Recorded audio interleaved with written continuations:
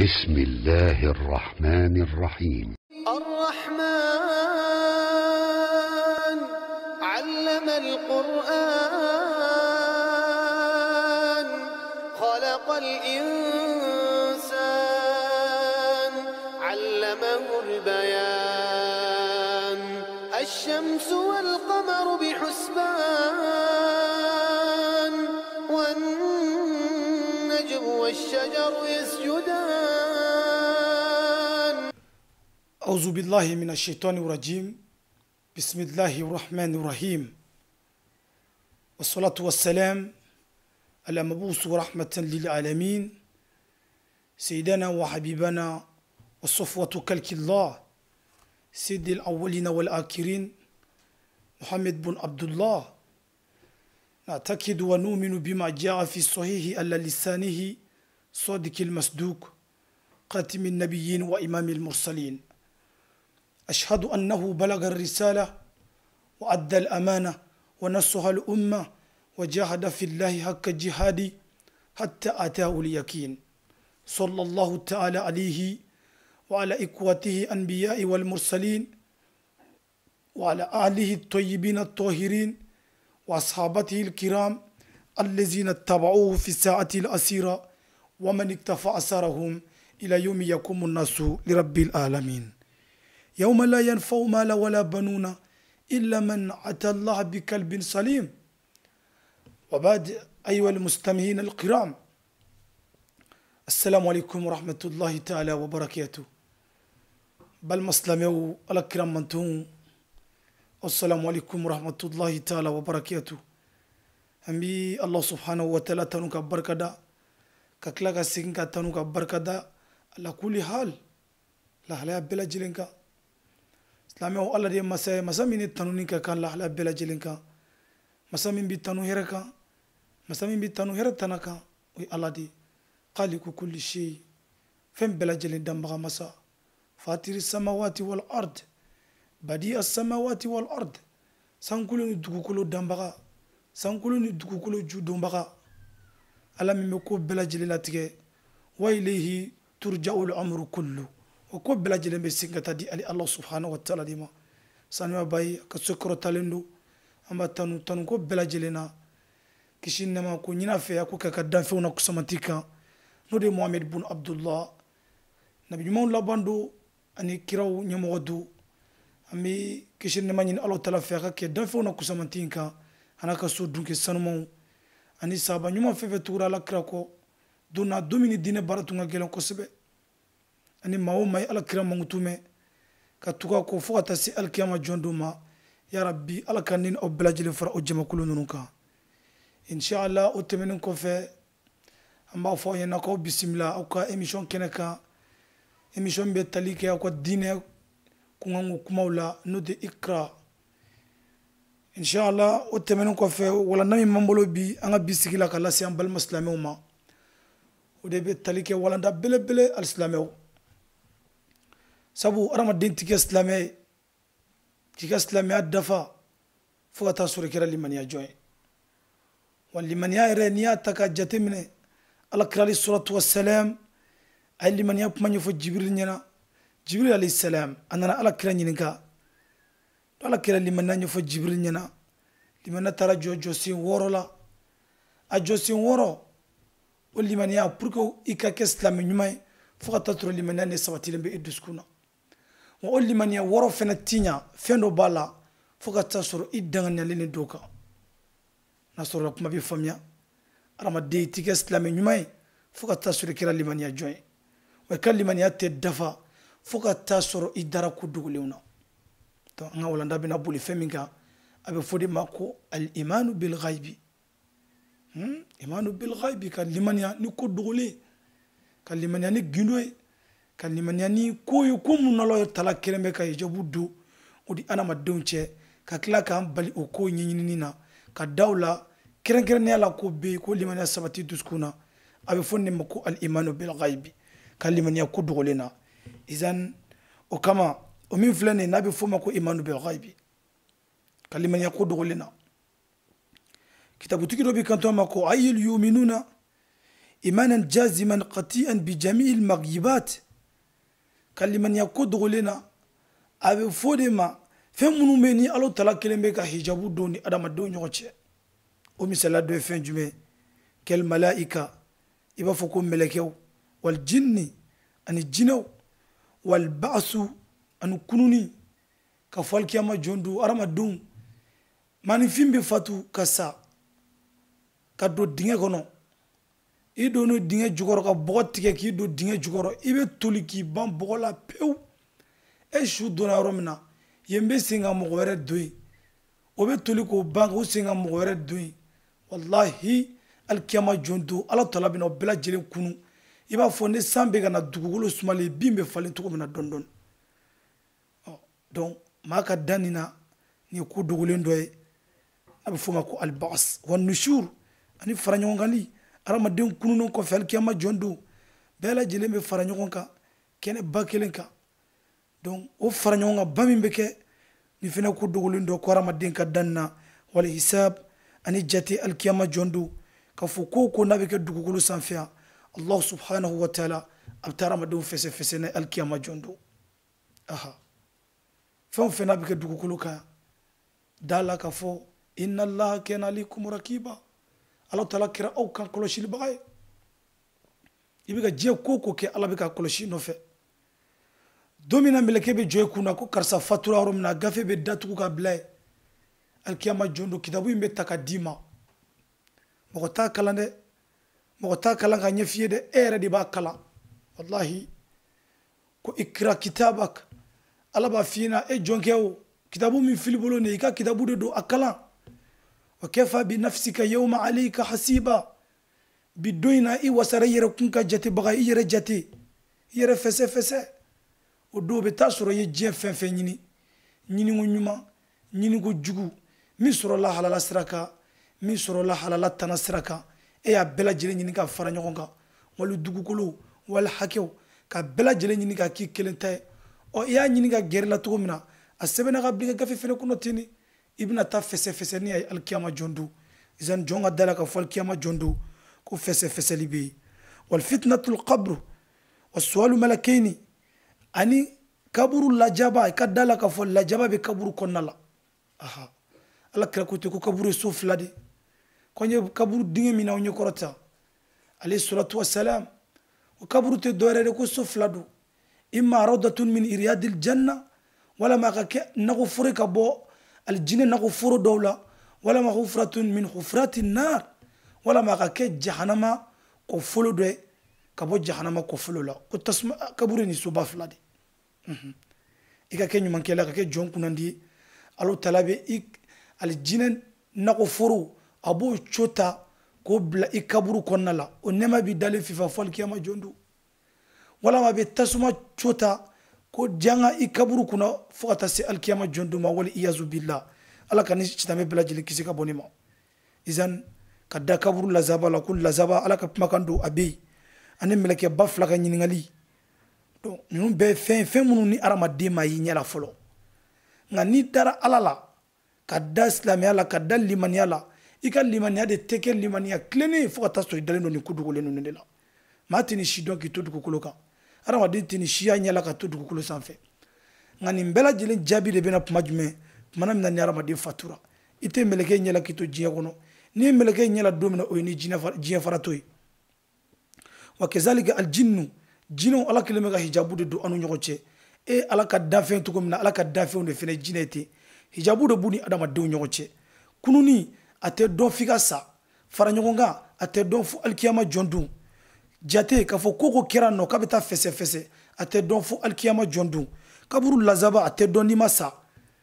meleke bafla ga nyingali kaburu kono o te don ne mo mi mado kaburu kono la me ala kali salatu wassalam akabla asralikan ani allah subhanahu wa ta'ala ka kurani ayaw odi bini sabati mu'minu duskuna ya rabbi ala kanin aw keliman ya joy donc o temenen ko fe ونحو ذلك من أحوال يوم القيامة من جزاء ووقوف تحت الحرارة الشمس قبل قضاء بين القلق وقرب الشمس على رؤوس القلائق قدر ميلا والجنة والنار هنا فنيا فتو من علي بيكود غلونا kadala anika minandi ke alkiyama jondo konyawla konyo munu nobe to dobe talike kleb na jigini mge kana jo arama don ku chama kuna ne milu nyekele wala ma tasumani aljina komi fura alkiyama jondo kadala tigi ko tasuma be abe danteme mogoyi kadala tigi aljina be abe ala bato jonyi kadani na kuni mbela jele ku dugulendo ni nyini nembe mumini jonfe e kadani mbela jelena izan o min flani amani Allah taala fe ala kanin aw fara liman ya jonga liman jomunu be da ala la kadda Allah taala ka ku duguluna ima Allah subhanahu wa taala ka makame ala de ku dugulundo ala de gino do masay fo te fendo ka teme Allah taala ka femin dugulundo jon shita doni Allah subhanahu wa taala kilite ala bodu fo wa indahu mafatihul ghaibi la ya'lamuha illa huwa kika doko ko dogole clé gino dogole me magasin min kono konyo la sagole me magasin min kono dan fe shita don fona kere Allah subhanahu wa ta'ala kile aramaden garsige ala de ba don ala de be meleke chika sebe aramaden shi ala de ba don ala de be meleke chi karta shini abana adafara tanimine aramaden ka koko Allah subhanahu wa ta'ala wa indahu mafatihul ghaib gino dogole clé bi ala de bolo meleke tara karsa nimine ala de ya ci ala bo de fo ala kra bo de fo alayhi salatu wassalam ka kuma kan dola kalo talabi adama den dan kile binani nyogona saba konona la kile binani folo la ka bo jila kile bilan flana na kana ke jili kuri kile binani sabana na kana ke sugo kuri akele sugo kuri pumamina ka commencer ka ke mogoni fi formi Allah subhanahu wa ta'ala ka be meleke ci ka ta sebeni badamadoni ke aka join tola ni min flani abamsu debela ta shi sebeni ni shi de dama ta ka bara sebabina ke ni bara ni ke dugukolo sanfɛ ta garsige sebeni garsige minan ni dama dugukolo sanfɛ fente farani ka fente bonna wamba dama ni shi ke ne konona la don ni tugoina ta ka kunanja sebe mina ke kunanja joni ala ko no ambela jili ta kuna guya seba tola ni join tike jon kuna di abada abe sa kuna guya la wallahi nimita sebe meleke be chide katani sebe arama den tola kuma lamina na formera ka ke den abamso debeda ala ka makan do alayhi salam islamo doni dan ala de tay ko be sigin kata di ala de ma o abe fo ko karsa ni so kata fenyi ni fenwere fe minti ala la ala de adisra wore fe meleke tara karsa ni mine ala de achi tal meleke ta do donc wa indahu mafatihul ghaib la ya'lamuha illa huwa wa ya'lamu ma fil barri wal bahr kika do ko dogolin kle ko be Allah subhanahu wa ta'ala de bolo wali Allah ta'ala de be kene kan ko no giri kan ko yi Allah ta'ala de be giri kan ko bela jele kalama wani femi be jijugoro no baji kono ko yi ko ji kono ko femi be Allah ta'ala ba bela jele kalama fem be ka giri kan fem be ka kene kan tungo kono dugu kono nawla Allah ta'ala ba bela jele kalama fem be ka jijugoro fenyene mamunu be fem biga ke asigoni kele adoni chitika teme Allah subhanahu wa ta'ala wama taskutu min warakatin illa ya'lamuha kika don ko yiri bulu foy o tetike ka bindugu ma folo tala bi yiri bulu ngakunya kalama subhanallah ni kaba ko puma dayne yiri mi be jiyen kono jomba da don yiri mi be dugu kono min be kungo kono munu falele be ji sanfɛ munu falele be kulu sanfɛ ni yiri bulu fiye mana ci a bulu kelen be tigɛ ka bi dugukolo sanfɛ wama taskutu warakatin illa ya'lamuha ku yiribulu foyi tɛ bin duguma fo ata turale be yiribulu nga ko kalama wala habatin fi zulumatil ardi fen kisɛ foyi tɛ min ka dɔgɔ ka tɛmɛ dɔgɔya kan ko be duguma kolo sanfɛ dibi la dibi kurufin ali ni bolo kuri ɲɛkɔrɔ i ta ye ɲɛ la fɛn min ka dɔgɔ ka tɛmɛ atome kan ala tɛ se ka ye ɲɛ la ni appareil tɛ o fen kisɛ o be dugukolo yɔrɔ la dibi la ali Allah ta'ala ba kalama wala ratibin wala yabisin illa fi kitabin mubin fen jalan foyi tɛ fen kɛnɛ foyi tɛ danina illa fi kitabil mubin fo ka taa sɔrɔ o ko in bangelen don Allah ta'ala ka kitabu bangenen kɔnɔna la o kɔrɔ min ye nin fɛn minnu fɔra nin bɛɛ lajɛlen bɛ Allah ta'ala ka dɔnniya kɔnɔna la dɔ dɔnni dan o ye Allah ta'ala de ya rabbi Allah ka ni aw fara limaniya jɔn kan o limaniya min filɛ nin alisilamɛw fal imanu bil ghaib kada ko dogolena wajibun hatman ala kulli abdil muti Allah o ye wajibi de ala bato jɔn bɛɛ lajɛlen kelen kelen na kan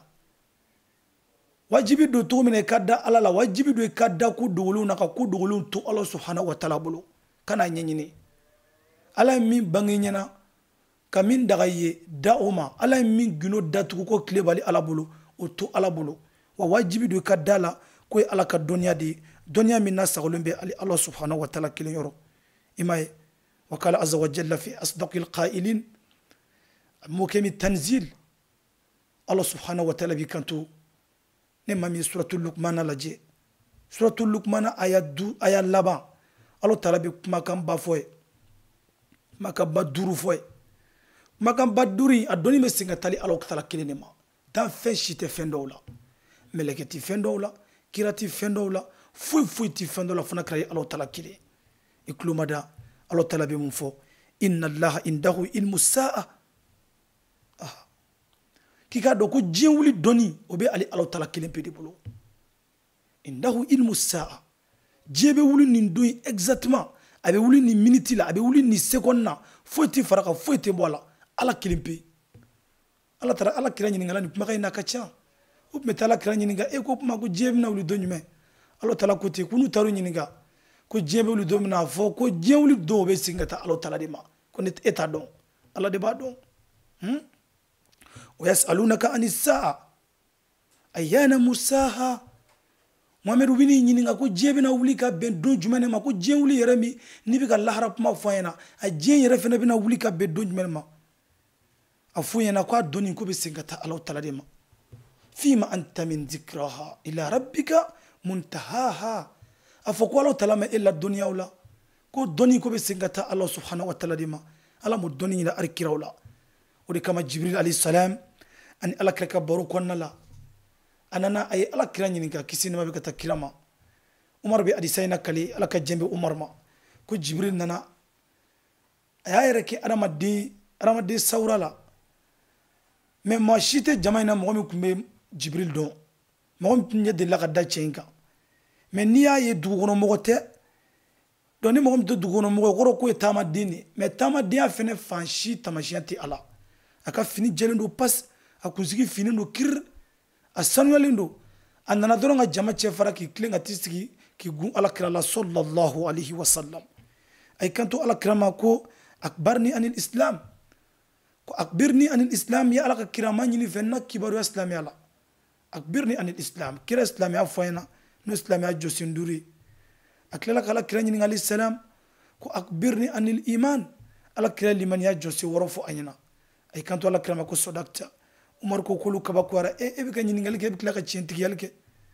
an bɛ yɔrɔ min nɔfɛ kumakan in kɔnɔna la ɲininkali sabanan na a tilala k'i kanto alakira ma ko akbirni ani sa'a ya Muhammed maa ɲini fɛ n na kibaruya diɲɛ wuli don na diɲɛ bɛ wuli don jumɛn alakira ko a ma ko min bɛ ka ɲininkali kɛ o t'a dɔn cogo min na a bɛ ka min fana ɲininka ko fana t'a dɔn ten e t'a dɔn wa ne yɛrɛ t'a dɔn a sɔrɔla ka fɔ alakira ɲɛna ko bɔn n'i t'a don dɔn a tamasiyɛnw fɔ ɲɛna alakira sallallahu alaihi wa sallam ka diɲɛ wuli tamasiyɛnw fɔ Jibril ɲɛna o jumɛn o dɔ de ye ka fɔ diɲɛ laban sera muso tɛna fini don i bɛ muso valisi falen don fini o bolo so kɔnɔ mɛ o lankolon bɛ ka yala kɛnɛ ma i bɛna jɔnmusonin a bɛna baara kɛ a matigi bɛna baara kɛ o ye fɛn jumɛn masaw de bɛna kɛ baara kɛ denw u denw bolo denw b'u da masaw de bɛ baaraw kɛ o dɔ ye fɛn jumɛn ko ni diɲɛ wuli laban sera bagangɛnnaw k'olu de bɛna kɛ sojanw jɔbaga ye ala kɛra misaliya ta ko bagangɛnnaw parce que o don arabu fɛ yen bagangɛnnaw de tun ye mɔgɔ lafulen kosɛbɛ mɔgɔ tun bɛ taa mɔgɔw ka bagan gɛn sara la donc kuma in lasiri ye min ye fantanw bɛɛ jigilatigɛlen don minnu na i bɛ barika o dɔrɔn k'o bɛ sojɔbali an fɛ an b'o tile de la sugu ni dugujɛ cɛ dɔrɔn i bɛ barika dɔ ka lahala yɛlɛmalen aw tun bɛ min dɔn kunu ala tɛ se ka dumuni sɔrɔ ka dun i bɛ barika ye min dɔrɔn k'ala ye hɛrɛ ba dɔ ko ye o bɛ soba jɔlen an fɛ mɔgɔ lafulenw k'olu de bɛna kɛ sojɔbaw ye sojanbaw jɔli dugukolo sanfɛ ni tamasiyɛn ninnu ko ni ninnu ye kunun ni diɲɛ wuli tamasiyɛn ala kira sɔrɔla ka nin fɔ donc an bɛ yɔrɔ min nɔfɛ diɲɛ wuli dɔn o ye ala dɔrɔn de maa si tɛ diɲɛ wuli don dɔn ni ala kelen tɛ o de la a b'o fɔ kumakan in daminɛ la ko inna allaha indahu ilmu sa'a ko diɲɛ don u bɛ ala tala kelen de bolo wa yunazzilul gaisi wali ala tala de bɛ sanji jigi wa ya'lamu ma fi arham fɛn min bɛ denso kɔnɔna la muso kɔnɔbara dɛbɛ la ala dɔrɔn de b'a dɔn wa ma tadri nafsun maza taksubu gadda wa adamaden si t'a dɔn i bɛ bila sini i bɛna taa fɛn jumɛn kɛ i bɛ ka plan tracer a bɛ taa bɛn a ma de kuma caman a bɛ échouer donc i bɛ bila sini min kɛ ko mɔgɔ si t'o dɔn ni ala tala kelen tɛ wa ma tadri nafsun bi ayi ardi tamut ni si t'a dɔn k'i bɛ sa dugukolo yɔrɔ min dɔnniya si tɛ adamaden na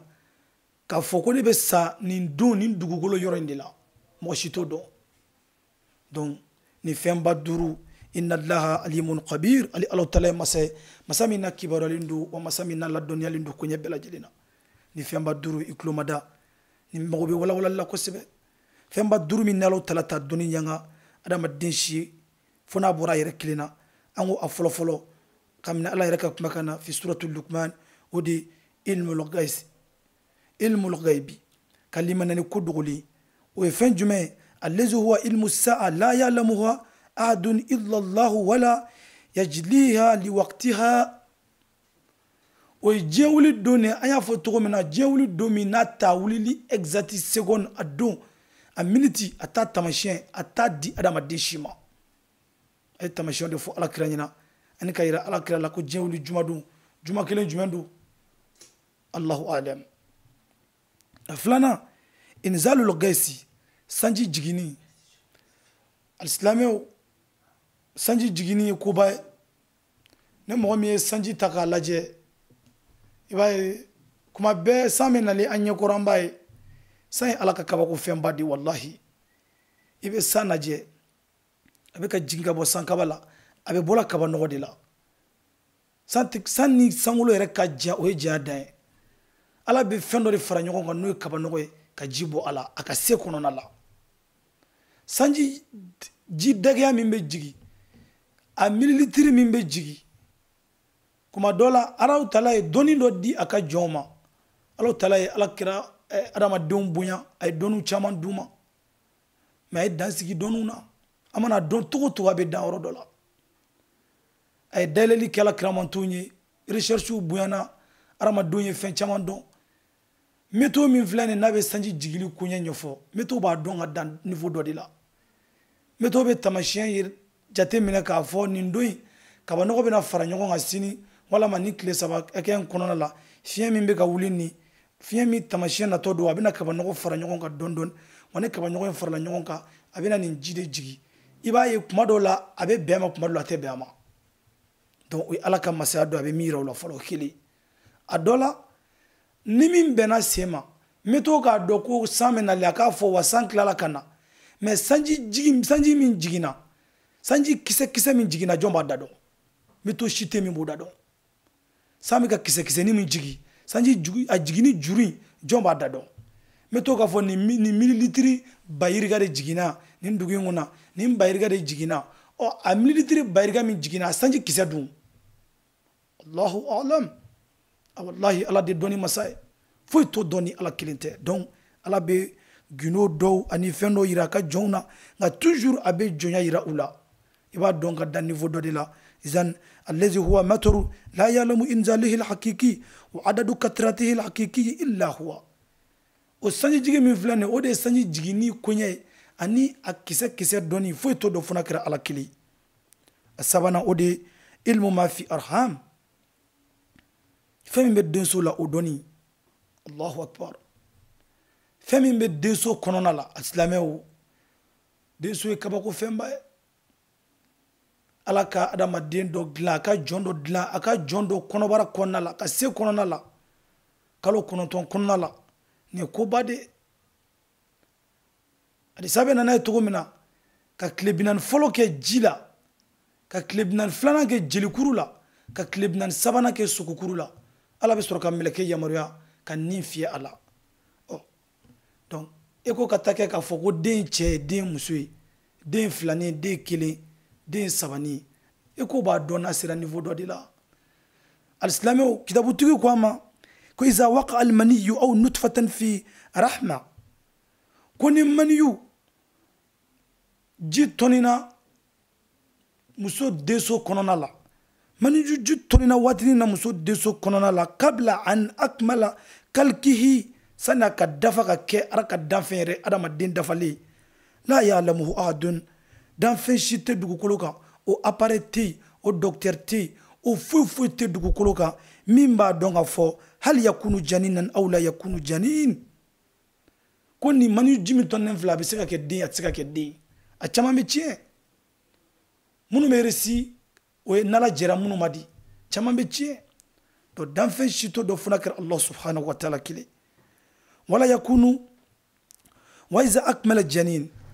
wa ni maniji n'a dafara ka kɛ adamaden ka ala ka jɛn kɔnɔna la a kɛra adamaden kuma la min na hal yuladu hayyan aw maytan yalama a sulama de bɛna balo wa walama a ɲɛnama de bɛna balo wa o dɔnni bɛ ala de la tuma dɔw la e ko b'a yira ko den ka kɛnɛ foyi t'a la placement ka ɲi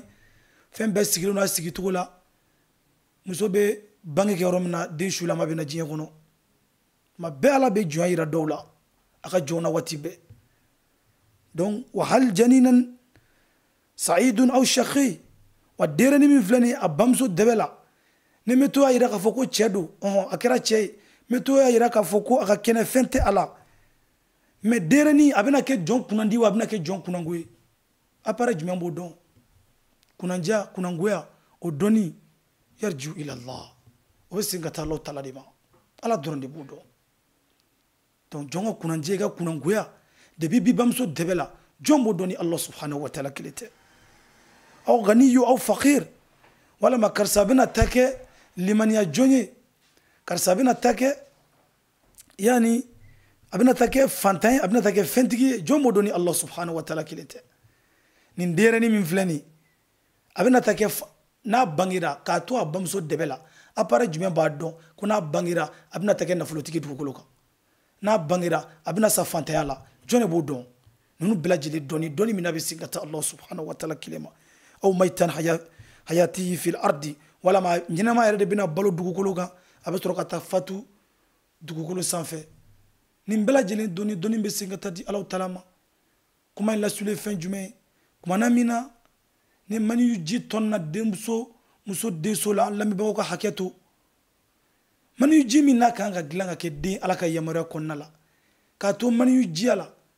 dɔnni jumɛn bɛ ala ka jɔnw na appareil jumɛn bɛ ala ka jɔnw bolo ko o appareil b'a yira k'a fɔ ko den a bɛna kɛ adamaden dafalen ko appareil bɛ se k'a dɔn ko den a bɛna kɛ jɔn kunnandi ye a bɛna kɛ jɔn kunnango ye ko appareil b'a dɔn k'a fɔ ko den a bɛna kɛ fantanya ka ɲɛnama kɔnɔ a bɛna kɛ nafolotigiya ka ɲɛnama kɔnɔ jɔn b'o dɔn ni Allah subhanahu wa ta'ala tɛ donc an b'a dɔn k'a fɔ k'o bɔra ala de yɔrɔ wa k'o bɛ segin ka taa di Alahu Taala de ma yarabi ala ka ni aw fara limaniya jɔnw kan بسم الله الرحمن الرحيم الرحمن علم القرآن يربي على كفم الكوي من دما إن شاء الله أننا أودي ولا تدري نفس ماذا تكسب غدا kwa adama de shita don ka fo ibe femi ke sini ni shito don wallahi mabiala bi aramadu na jarabineni aboda ika kene indo be baruke ka tase fusu tuku kila watima o kena ni na foi tala abe kila ka kambe danyo kala ka dugu manje ebe talawli fajiri ki ka dakungu kay wuli ko karsa sara Allahu akbar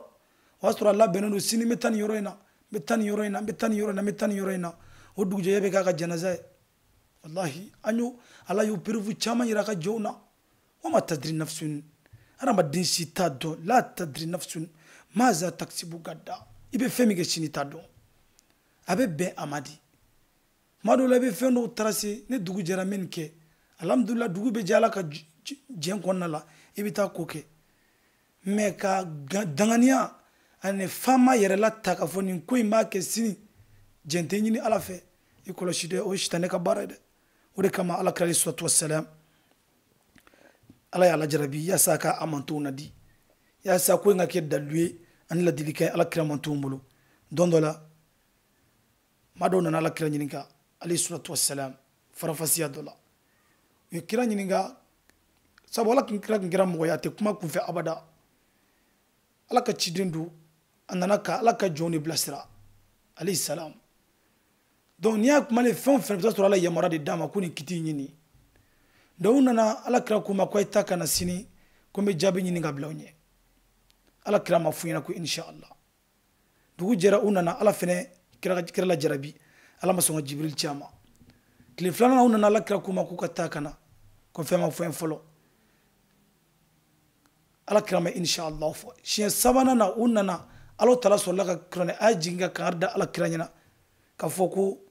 wala takulanna li shay'in inni fa'ilu zalika gadda e muhammad kana foki be je fen foy ke sini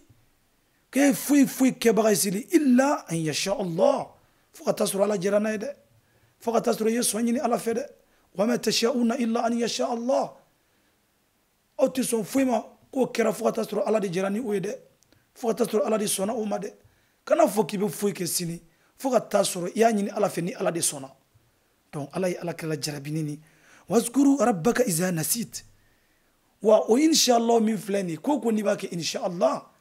limana jonga baradi do mu'minunga baradi do jugo nyuma badi do koko ni bake dro anyini ala feni ala sona o ni nyina na ka fo je koko danela inshallah yakli jigina la dron iba fo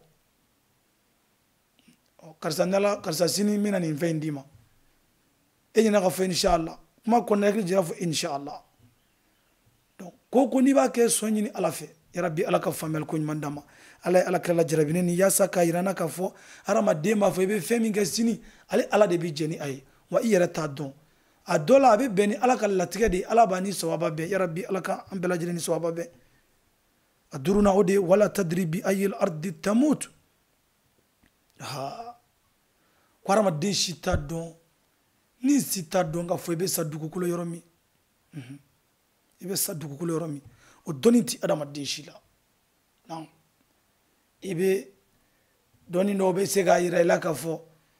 ko nga tijali surunyara nga wakati dafa kuma surunyara akachala nemesa mesonga sani nduma sinama olu ye doni suguya doye ala jirara maduma ka mi yenge wunyana nga ala mi préciser bi ayil ardi tamut ibna saduko ko yoromi wallahi dan fe to don dobe sa bajila dobe sa dugukolo sanfɛ dobe sa gitron sanfɛ dobe sa sani dugucɛ dobe sa bana gilan ka sɔgɔnɔ dobe sa docteur sola ibe ta sa dugukolo yɔrɔ min na dugukolo yɔrɔ min ni be bien ni shito doni ala tɛ ya rabbi ala ka famel ko ɲuman dama donc ni fɛn baw ye doni minnu n'ala tala yɛrɛ doni ninnu ka fɔ ɲɔgɔn kan u tile o b'ale ala kelen de bolo kumakan bɛɛ lajɛlenw di wa indahu mafatihul ghaibi ni ko dogolen ninnu tile a bɛ ala de bolo dan fɛn si t'a dɔn manifin garisɛgɛ dan fɛn t'a dɔn manifin si dan fɛn t'a dɔn mɔgɔnifin ka baarakɛta dugukolo kan ala de b'a dɔn mɔgɔnifin ka kunanjɛ ka kunangoya a dɔnni ala de b'a dɔn maa i bɛ bila sini bɛ min kɛ ala de b'a dɔn i ka kɛnɛ bi i bɛna laban cogo min na dugukolo kan ala de b'a dɔn fɛn bɛɛ se b'i bolo bi n'i ye min fɔ de bɛ kɛ ala hɛrɛ k'i ka nafolo d'i ma i bɛna sa i fantanama ala de b'a dɔn fɛn min n'ala d'i ma i bɛna sa ka hɛrɛ t'u bolo ala de b'a dɔn donc jɔn ye kunfɛtaga di kunfɛtaga a bɛ komi adamaden n'i ye maninfin bila tagama la dibi la dibikurufin na ka tila k'a fiyɛ i bɛ tagama i kunfɛ cogo min na walahi adamaden bɛ diɲɛ kɔnɔ tan de i ka ko minnu n'e sababa bɛ ka bɛn ala de bɛ ka jɛ n'a ye walahi i ka cɛya tɛ i ka dɔnni tɛ i ka kodɔn tɛ donc mɔgɔ kana kafa ka yada ka fɔ ne de bɛ fɛn bɛɛ dɔn ne de bɛ ko bɛɛ lajɛlen dɔn i ma ye abajahili ala kira ko a ma ko abajahili a tɔgɔ tɛ ko abajahilu ala kira de sirino in da la ko kodɔnbaliya fa u tun b'a wele de ko abul hikma ko kodɔn fa olu de farala ɲɔgɔn kan fi darul nadwa arabuw ka assemblée ba dɔ tun bɛ ko darul nadwa n'u tun bɛ koba minnu kɛ makan dugu kɔnɔ u tun bɛ ɲɔgɔn fara ɲɔgɔn kan o soba in kɔnɔ dugu sengola u bɛ taa hakilinaw di ɲɔgɔn ma ka ɲɔgɔn bilasira o soba in kɔnɔna la ale de kanto ko ka mana min na u bɛnna kan ko ka fɛɛrɛ kɛ ko ka ala kira éliminer k'an ka faga pewu yaasa an ka lafiya ala ko kuma in na quoi bɛɛ lajɛlen bɛ k'i ta fɔ dɔw ko k'an bariko bi a kan dɔw ko an ka minɛ an ka don kaso la ji ti d'a ma dumuni ti d'a ma fo ka taa nin tigɛ dɔw ko ayi an ka labɔ dugu kɔnɔ k'a mabɔ magan na pewu ka magan interdit a la wala no kɛra an bɛ lafiya Abu Jahili wulila k'i jɔ ko ayi ko a ye nin min fɔ nin si tɛ solution ɲuman ye ko solution ɲuman k'a b'a dɔn wa k'an ka dɔlen to sunɔgɔ la an ka kabila 12 min bɛ Makan kɔnɔ kabila 12 in bɛɛ lajɛlen ka denmisɛnnin kelen kelen di o denmisɛnnin kelen kelen an ka bese kelen kelen d'u ma u bɛ taa dalen sɔrɔ sunɔgɔ la ka taa bara la k'a tigɛ ni bese fo ka taa nin tigɛ o la n'a sar'o la a kungo t'i da kabila kelen kɔ a bɛ fɔ ko bɛɛ de jɛra k'a kɛ n'o kɛra bani kurusikaw bɛ wuli kurusiw bɛ wuli dɔrɔn an b'an bolo fara ɲɔgɔn kan ka nisɔngɔ sara dɔrɔn ko y'a ko bannen a ye nin kuma in fɔ dɔrɔn mɔgɔw kura non anta habul hakim wallahi e kodɔnna fa de i ka nin iden ka ɲi kosɛbɛ e kodɔnna fa de ne ko kun gɛlɛyara dɔrɔn n'ale iden di dɔrɔn mɔgɔw kun b'o iden de ta k'ale kodɔnna fa ye ala kira de ko a ma ko abu hakam tɛ dɛ ko bal huwa abul jahil ko kodɔnbaliya fa de don parce que a bɛ ka baara min kɛ tɔɔrɔ ni degun min ta ka ɲɛsin ale ma n'a sɔrɔ a tun bɛ kodɔn a tun bɛ fara ale kan ka diinɛ baara de kɛ mais n'i y'a ye k'ale kɛlɛ bilahi k'a tɛ ko de dɔn donc maa mana ɲaga i yɛrɛ la togo togo k'i bɛ fɛn dɔn ala ko ten wa fawka kulli zi ilmin alim ko dɔnnibaga o dɔnnibaga ne ye dɔnnibaga dɔ bila sanfɛ ale k'a dan nin kuma ye maa hadamaden man ka waso walima ka yanga n'i ka dɔnta ye wa fawka kulli zi ilmin alim i mana fɛn dɔn togo togo ala ko fɛn dɔ da dɔ fɛnɛ bi sanfɛ suratul isra kɔnɔna la ala bɛ min fɔ ye wama utitu minal ilmi illa qalila ale ma foyi di adamadenw ma dɔnni na fo n'a kɛra fitinin dɔrɔn n'i ye malo bɔrɔ dayɛlɛ ka malokisɛ kelen ta ka bɔ a la ala o dɔnni de ta ka bɔ dɔnni na ka di adamadenw ma diɲɛ jɛlen filɛ o dɔnni de la tan e t'a dɔn ko kow bɛ ala bolo ni adamaden lajɛ ka mɔgɔninfin ka kɛta lajɛ dugukolo kan ka tila ka mɔgɔninfin lajɛ a dilancogo ala y'a dan cogo min na nin dancogo in na k'a bange ka na dugukolo kan ka n'a ka activitéw lajɛ ka tila ka lafu cogo la a bɛ tila ka dɛsɛ ka nagasi ka sa ka don bɔgɔ jukɔrɔ ka disparaître totalement ka yɛlɛma ka kɛ bɔgɔ ye a bɔra min a taara min ne mɔgɔ miirila nin na dɔrɔn i b'a dɔn ko fɛn dɔ bɛ yen ko ye ala ye mɔgɔninfin bɔra min a tilala ka taga min ayina jaa wa min ayina zahaba a bɔra yɔrɔ jumɛn a taara yɔrɔ jumɛn i kun tɛ yen o la ala ko fɛn bɔ bɔra ala yɔrɔ wa ilayhi yurja'ul amru kullu wa fɛn bɛɛ bɛ segin ka taa ala ma wallahi ala de dɔnni masa ye ala de dɔnni masa ye ala ye fɛn min dɔnniya di adamadenw ma a ka kan silamɛ k'i wasa don o la ala ye fɛn min dɔnni datugu adamadenw ye a ka kan mumini ko datugulen to yen n'i ko k'i b'o ligne rouge franchi ko fo k'o kow ɲɛɲini k'o dɔn i bɛ taa don ala gasi kɔnɔna la i bɛ taa don ala tanama baara kɔnɔna la i bɛ taa don filanikafoya kɔnɔna la wal iyazu billah ala kan kisi ka bɔ filanikafoya ma filanikafoya dun o de ye baara n'a yera adamaden ka baara la o y'a bannen de pewu ka ko dogolenw ɲini k'a dɔn o de b'a se adamaden ma o de kama ala kira alayhi salatu wasalam a ye mun fɔ an ye a ka kumakan dɔ la ka wuli ka taga filɛlikɛlaw fɛ yen k'i bɛ taa ko dogolenw ɲɛɲini i donna filɛlikɛla ka ko dogolenw ɲɛɲini a ye kuma dɔ f'i ɲɛna kuma in sigasiga y'i minɛ est-ce que nin kuma in ye tiɲɛ bon a bɛ se ka kɛ tiɲɛ don a sigasiga y'i minɛ dɔrɔn tile 40 ka foyi tɛ minɛ tile 40 tɛ bato foyi kɛ ala ko la ala bɛ min jaabi o ye sigasigara la ye nka n'i dara la dun a ye kuma min f'i ye i yɛrɛ tilala ka da la nin ye tiɲɛ ye dɛ n'o karisa bɛ yeli kɛ n'o karisa bɛ dɔnni kɛ i dara la dɔrɔn ko i kafirira fakad kafara bima jaa muhammed aw bima unzila ala muhammed k'i kafirira fɛn min na jiginna alakira kan n'o ye silamɛya ye n'o ye alikuranɛ ye n'i dara la dɔrɔn i kafirira n'i sigasigara tile 40 ka bato tɛ minɛ ka taa filɛliso la ka taa ko dogolen ɲɛɲini ni alakira kumakan ni sara ka taa ko dogolen ɲɛɲini filanikafoya baara de don k'o to ala bolo i jigi kɛ ala ye dɔrɔn ala bɛ jɔn minnu b'u jigi da ka ko gɛlɛn kɔnɔna la wallahi nɔgɔya kɔnɔna la ni jigi da la ka gɛlɛya bɛ na dɔrɔn ala b'i récompenser ala b'i jaabi wa man yatawakkal ala Allah fa huwa hasbuh ko ni min jigi k'ale ala ye dɔrɔn a b'o tigilamɔgɔ dɛmɛ i jigi da ala kan o de kama don dɔ la adamaden b'i ta kɛ ka ala ta de to a bolo ala y'i dan k'i kɛ jɔn de a ye min kɛli latigɛ y'o kɛ dɔrɔn a ko min ale ala tɛ k'o to ala bolo burusi kɔnɔ arabu dɔ nana ala kira ka misirida la alayhi salatu wasalam anana jigina ka bwa nyogome kan doron ki klenga do misri kono ka nyogome la blati ala kira salam ay chen wuli ko karsa ka kira tugudi ko akil wa tawakkal ko ina na yiga nyogome siri nyogome la bladro ki klenga do misri kono ko mako na taradu jomba koloshi ay kanto ala kira mako tawakkaltu ala allah nyen jigi ki ala ba koloshi ala kira kula akil wa tawakkal garando asine ka soro ki jigi ki ala a nyogome juru siri folo asiri yiri dola wala me ka garando asina kana taka a koloshili tobe ala bolo ikanga minke eboke ni bana yimine furata kenya be ala bolo barake garsige be ala bolo kalanke doni cha soroli doni jidili obe ala bolo kana tote mumini ti tote islamati tote islamati fuara fe me kana fo kibe dane fena teme ko nyini na ala ko ga dawro mina dan ya rabbi ala ka famel ko nyamandama izan doni ne fe mi na bor ala de yoro kadi adama doma ay min doniya di adama doma ala ma dom modi do melekew be bara munke be ala ka bara dilla ala la doniya min obugo de bara jino be ka fe min bara ala la doniya min obugo de bara adama dube fe min bara ala la doniya min obugo de bara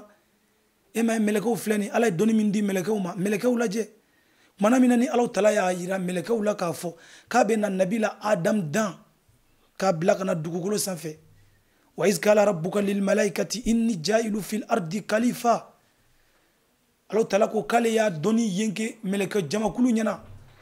bon mena doni dani ndoke no adama de adama mena na bonaw danku blaka ta dugugolo sanfe kala ni doni yira meleke wala duro qalu atajal fiha man yufsidu fiha alo tala antigi ala ebe songa feunda munu mena take cheni kala de dugugolo sanfe wa yufsiku dimaa ubna ta jeli de bon dugugolo sanfe wa nanu nusabbihu bihamdika wa nukaddisu lak aw meleke jamakulu du aw be sanyo da ala kuma be aw be ka sanyo ke kata ala tala ka kuma be aw be ka subhanallah foke kata ala ma kuma be aw ko fe songa fokibe dan fe were dan kubla tani dugugolo sanfe dan fe nunu mena ta jeli de bon ubna ta guerre jugu de organiser ubna ta ñogon jeli bon ka fitnew de ke doron ka dugugolo fantan nan bela jeli ke cheni ke yoro ala soso yoro ebe songolu dan on ko fe ko Allah taala mu ke ka meleke nunu jabi qala inni a'lamu ma la ta'lamun ne be fendo o te femindo ne de fendo mbay o meleke o te femindo do kama ko meleko yalo taala jabi qalu subhanaka la ilma lana illa ma 'allamtana anti ala sanwa biye ya fama sanwa biye la ilma lana illa ma 'allamtana بسم الله الرحمن الرحيم الرحمن علم القرآن يا ربي على كم بسوا ما دون كلهم قوم ملك جماعة كله كانوا الله سبحانه وتعالى قالوا سبحانك لا علم لنا إلا ما علمتنا يا الله تعالى ما نفيك يا فما دنيا تانية في الله تعالى عن دنيا فيمنا يا الله تعالى ere fem bela jilin don magay ala tara de be gino bela jilin don dunya tana fuka tasru yanna dunya femina to bayira ka fo ko duli doni dai ala tala de ya rabbi ala kan aw farali man ya jonka islami wa kaka mumni ikadda ala tala la kadala ka ku duguluna kadala ko munum be ne ala tala balu nyini na ikulu nyini nuntui kana ta fleli sola kibe ko nyini kana ta fleli sola kibe ta ku dugulu nyini ga don abika dina tien abika bara tien abi bo ala jonyuma kono pew ko di ala talama ya rabbi ala ka famel ko nyuma dama inshallah ambe wakati sunya kan wala ndan joni yoroina kanyin allah subhanahu wa ta'ala fe ala kanin aw belajile fra jama kuluka jama kulu munu liman ya joy munu dalendo ala talala munu dalendo ala talaka ko duguluna munu be ko karya ka ko to ala talabulu ala ko liman ya ko belajile diskuna ala kan belajile labanya كان فرا لك جمكا كرامك كسني دافن بلاجلي أقول ما تسمعون أستغفر الله لي ولكم ولسائر المسلمين من كل ذنب فاستغفروه إنه هو الغفور الرحيم وصلى الله على سيدنا وحبيبنا ونبينا محمد وعلى آله وصحبه وسلم تسليما كثيرا والسلام عليكم ورحمة الله وبركاته وشكرا لكم في أمان الله بسم الله الرحمن الرحيم الرحمن القرآن خلق الإنسان علمه البيان الشمس والقمر بحسبان والنجم والشجر يسجدان